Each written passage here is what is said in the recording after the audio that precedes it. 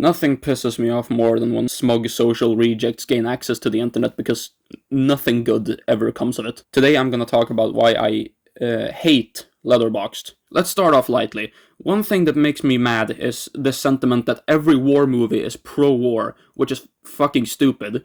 My introduction to this idea was this video, Anti-War Films Don't Exist, by It's Just Cinema, cringe name aside. This video is terrible, and I can prove that with one clip. The dehumanizing first and second halves of Full Metal Jacket definitely don't intend to paint a flattering picture of military life. Yet, R. Lee Ermey's abusive drill sergeant has become somewhat of a folk hero, and the 1,000-yard stare has come to signify badassery, rather than an unwashable stain on one's soul. That's everything he says about Full Metal Jacket.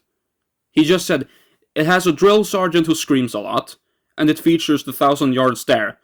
That's why it glorifies war.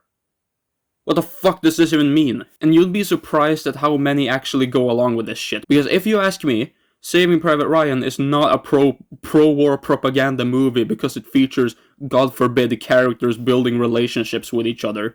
But these people certainly do. If you ask anyone why a movie like Saving Private Ryan or Full Metal Jacket are pro-war, it's because they're dedicated to the American soldiers who fought in those wars. And it only seems to be a problem when it's America. You never see Unknown Soldier or Isla get criticized for the same thing. It really just boils down to a bunch of losers having such a hate boner for America that even when it's fucking World War II and the US is fighting against Nazi Germany, a clear-cut battle between good and evil, they still criticize the thing for being pro-American.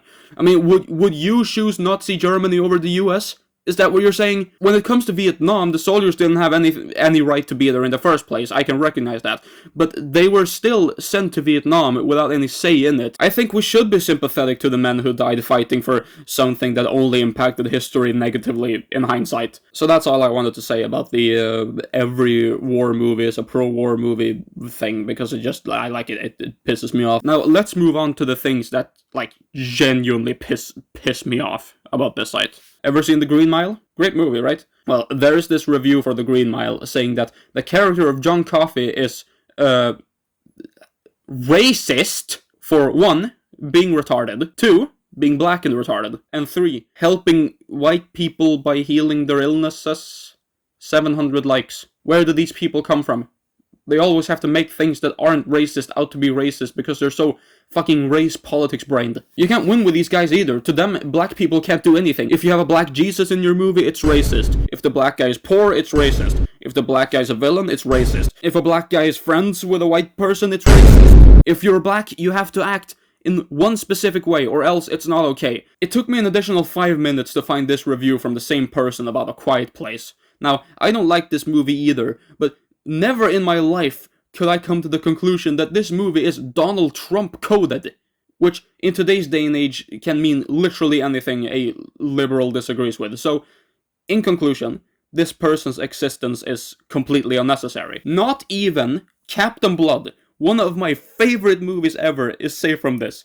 Ah yes, the classic white people can't be slaves. And for the love of cum, can we please start separating the art from the artist on this fucking site? Everyone already has the same opinion about these well-known controversial ones. So it gets really tiresome whenever I'm going into reviews and, like, everything I see is fuck this person, fuck this person, fuck this person. As if that person is ever going to read it or care about what you think of them. The real reason these children, the reason why they say this stuff is not because they actually care. It's because they want to be perceived as a good person to their fellow Letterboxders. Hey, look at me, I think the pedophile is bad. Shut the fuck up, we know! It's like they walk on eggshells. Wait, what the fuck? Here we have a guy who has to explain why he's able to enjoy Hickey and Boggs, a great movie starring Robert Culp and Billy Cosby. Imagine being so afraid of what these people will think of you, so that you have to excuse yourself for daring to watch a Bill Cosby movie. Retard! So when someone tells you that Jeepers Creepers is made by a pedophile, you can either seethe about it for all eternity, or you can choose to not give a shit because Jeepers Creepers 2 is that good. Not even when a person fucking dies they can refrain from talking shit. Diane Keaton died, and I knew that the Annie Hall reviews would be a toxic cesspit. Normal people are mourning Diane Keaton, and the schizoids are mourning Diane Keaton, but they add Woody Allen should have died instead. He's on his way, don't you fucking worry. And other retard comments, such as Woody Allen mentions rape and writes his 16-year-old as should have been the first... Mentions! Now these people are what I like to call the raped.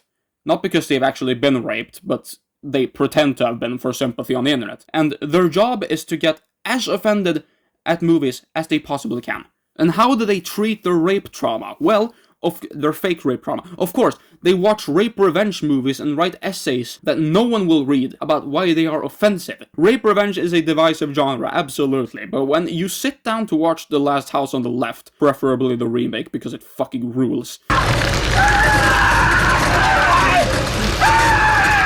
you know what to expect, and still complain that there's rape in it. It's like watching One Man, One Jar, and complaining that it's one man, one jar.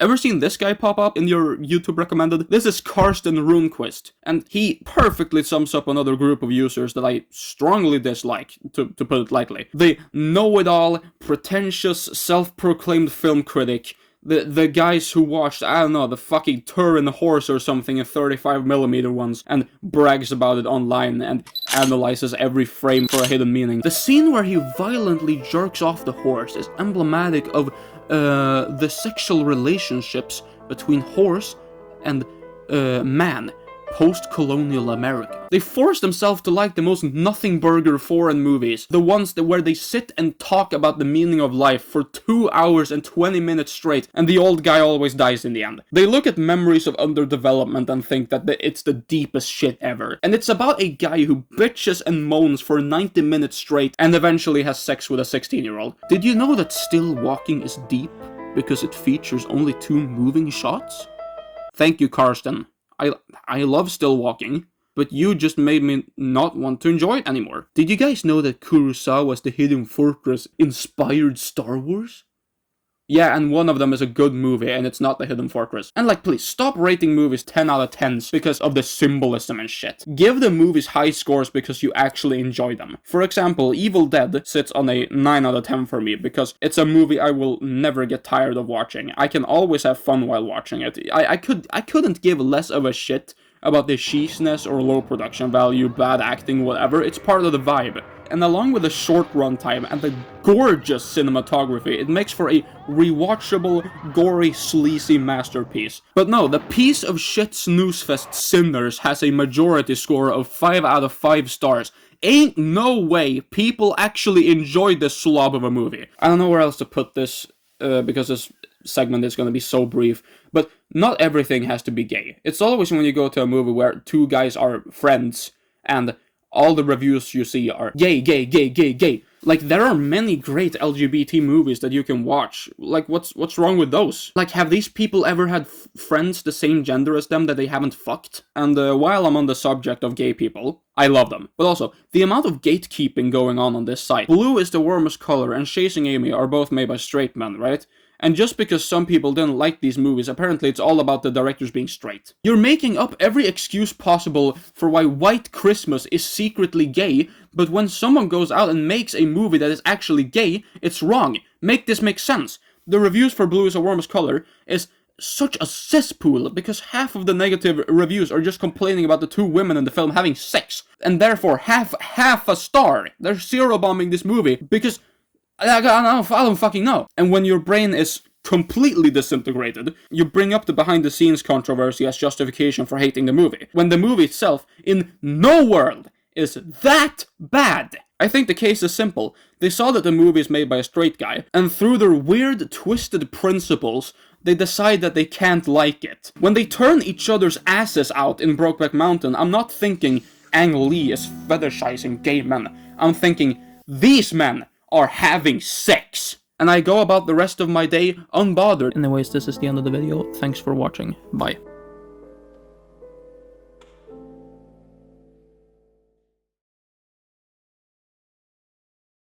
And even movies like Stray Dogs from 1970. Oh my. Oh.